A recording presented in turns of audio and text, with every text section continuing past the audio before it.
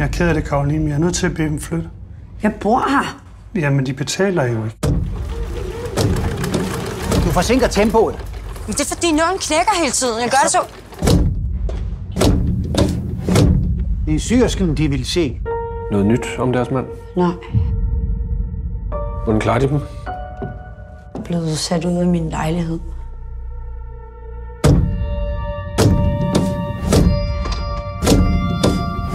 Det er smuk. Krigen er slut! Tyskland er overgivet! Hvad foregår der? Og jeg er blevet gravid.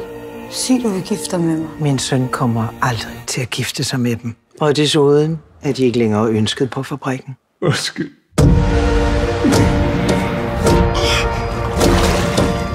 Hvad laver de? Der findes en anden måde. Jeg kan hjælpe dem med at finde en plejefamilie.